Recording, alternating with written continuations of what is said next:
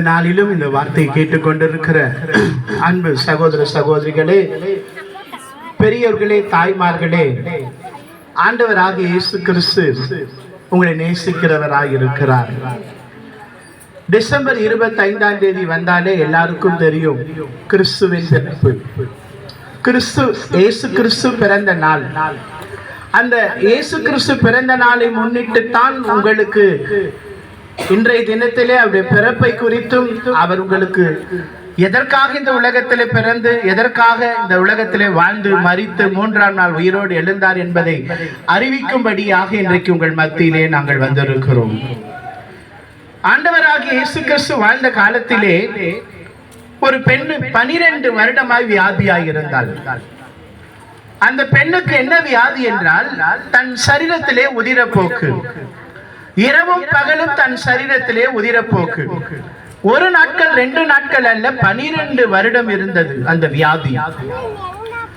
இயேசு ஒரு இடத்திற்கு வருகிறார் என்று கேள்விப்பட்ட உடனே அந்த பெண் இயேசுக்கு பின்பாக வந்து அவருடைய ஆடையை தொட்டால் உடனே அந்த உதிரத்தின் ஊரல் நின்று போயிற்று. இயேசு அந்த பெண்ணை பார்த்து சொன்னார், மகளே, உன் வேதனை நீங்கி சுகமாயிரு என்று சொன்னார்.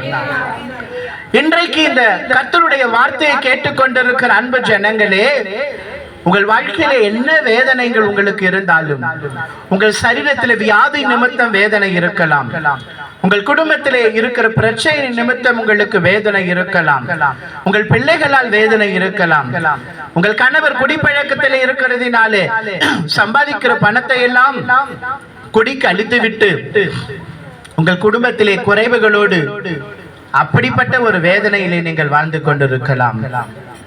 உங்களுக்கு ஒன்றை மாத்திரம் நான் சொல்ல விரும்புகிறேன். ஆண்டவராகிய இயேசு கிறிஸ்து உங்கள் வேதனையிலிருந்து விடுதலை கொடுப்பார். வியாதி நிமித்தம் வேதனையாய் இருக்கிறீர்களா? இயேசு உங்களுக்கு சுகம் கொடுக்க வல்லவர். உங்கள் குடும்பத்திலே இருக்கிற பிரச்சனைகள், போராட்டத்தை நினைத்து வேதனையோடு வாழ்ந்து கொண்டிருக்கிறீர்களா? இந்த வேதனையில யார் எனக்கு விடுதலை கொடுப்பார்? இந்த வேதனை எப்பொழுது மாறும்? இந்த வேதனைக்கு என்ன முடிவு? இந்த வேதனைக்கு என்ன வழி என்று கலங்கி கொண்டிருக்கிற அன்பு சகோதர சகோதரிகளே, அருள்நாதர் இயேசு உங்களுக்காக இந்த உலகத்திலே பிறந்தார். 2000 ஆண்டுகளுக்கு முன்பாக பிறந்த இயேசு உங்களுக்காக பிறந்து உங்களுக்காக அற்புதங்களை செய்து மரித்து 3ஆம் நாள் உயிரோடு எழுந்து இன்றைக்கும் இயேசு உயிரோடு இருக்கிறார். அவரை நீங்கள் நம்புவீர்கள் என்றால், அவரை நீங்கள் விசுவாசிப்பீர்கள் என்றால், உங்கள் வேதனையிலிருந்து உங்களுக்கு சுகம் கொடுப்பார். உங்கள் வேதனைகள் மாறும். உங்கள் வியாதியில் இருக்கிற அந்த வேதனை நிமித்தம் உங்களுக்கு சுகம் தருவார். உங்கள் குடும்பத்தில் இருக்கிற வேதனைகளை அருள்நாதர் இயேசு மாற்றுவார். உங்கள் வாழ்க்கையில் இருக்கிற வேதனைகளை ஆண்டவராகிய இயேசு கிறிஸ்து மாற்றுவார். உங்கள் வேதனைகள் மாறும். வேத புத்தகத்திலே ஒரு வார்த்தை சொல்லப்படுகிறது, உங்கள் துக்கம் சந்தோஷமாக மாறும். இந்த வார்த்தையை கேட்டுக்கொண்டிருக்கிற அன்பு ஜனங்களே, உங்கள் துக்கத்தை இயேசு சந்தோஷமாக மாற்றுவார். அவர் பிறந்த நாளை முன்னிட்டு தான் உங்களுக்கு நல்ல செய்திகளை சொல்லும்படியாக, நல்ல வார்த்தைகளை சொல்லும்படியாக நாங்கள் இன்றைக்கு கடந்து வந்திருக்கிறோம். இயேசு ஒரு மதத்தை மாற்றுவதற்காக, பரப்புவதற்காக வரவில்லை. இயேசு மனிதனுடைய இருதயத்தை மாற்றுவதற்காக வந்தார்.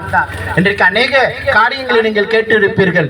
குடிப்பழக்கத்தில் இருப்பார்கள், பல ஆண்டு குடிப்பழக்கத்தில் இருப்பார்கள்.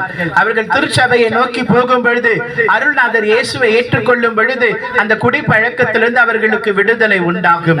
இயேசு உங்களுக்கு விடுதலை கொடுக்கத்தான் இந்த உலகத்திலே பிறந்தார். உங்களை சுகமாக்க இயேசு பிறந்தார். இன்றைக்கும் அந்த இயேசு உயிரோடு இருக்கிறார். உங்கள் வேதனைகள் மாறும். உங்கள் துக்கம் சந்தோஷமாக மாறும். தேவன் உங்கள் முகங்களில் வடிகிற ஒவ்வொரு கண்ணீரை தேவன் துடைப்பாராக. இங்க இருக்கிற ஒவ்வொருவருக்கும் ஆண்டவர் அருள் செய்வாராக, அற்புதம் செய்வாராக. கர்த்தர் உங்களை ஆசீர்வதிப்பாராக.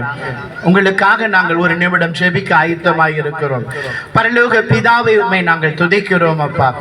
இந்த வார்த்தையை கேட்டுக்கொண்டிருக்கிற ஒவ்வொரு குடும்பத்தில் இருக்கிற வேதனைகள் மாறட்டும், வியாதிகள் மாறட்டும், போராட்டங்கள் மாறட்டும், பிரச்சனைகள் மாறட்டும், சமாதானம் உண்டாகட்டும்.